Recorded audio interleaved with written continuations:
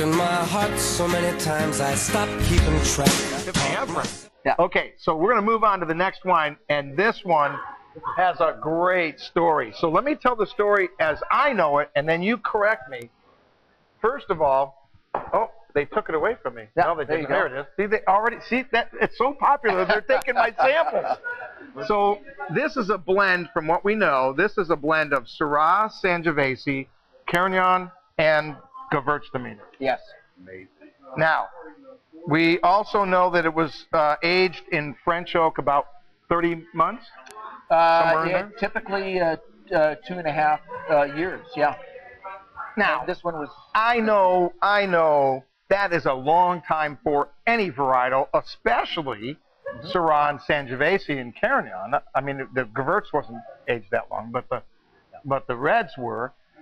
First of all, I think the first vintage of this was '02. Was that the?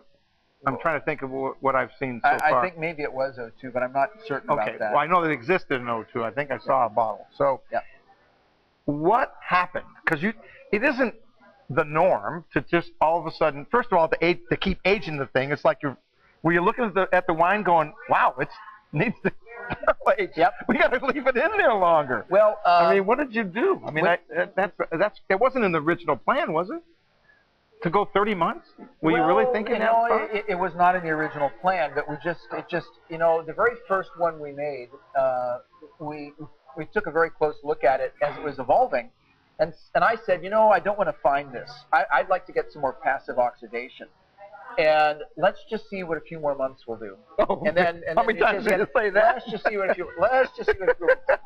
And the thing, Sangiovese is actually quite long-lived. If you take a look at a lot of the Super Tuscans and the Chiantis, they're actually aged for frequently for 2.5 years. So it's not uncommon for that. Syrah is also a very big wine, and can easily age for 2.5 years. But I can't think of a producer. I don't know anybody who's aging that long. I mean, that's a long time. That seems quite long.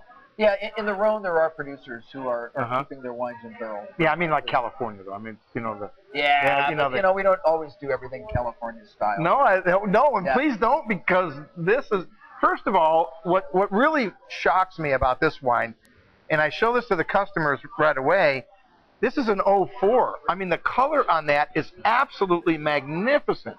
I mean, I can show you '04s that aren't holding that kind of color. Right. No way. Yep. And you didn't fine or filter this, right? Right.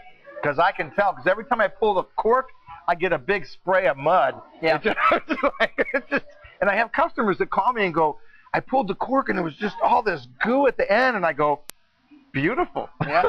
Wasn't that nice? Yeah, it is a living wine, and everything's still in it. It's not fined or filtered, so it's going to throw sediments. Okay, so now you're at the end of 30 months. You're still looking at it. Did you look across the room and say, oh, what's that? Well, throw some of that Gewürztraminer in there. Well, I mean, what was the thought? Yeah, that was I tell people that that's what you did. Yeah. I tell people all the time. I said, I'm telling you, Greg went and he went, how many barrels you got? Put all those in there. Well, here's what I do with the Gewürztraminer. Gewürztraminer is a little bit like it's like a leavening agent or a little bit of a spice agent. So if you were to make a food and you were to add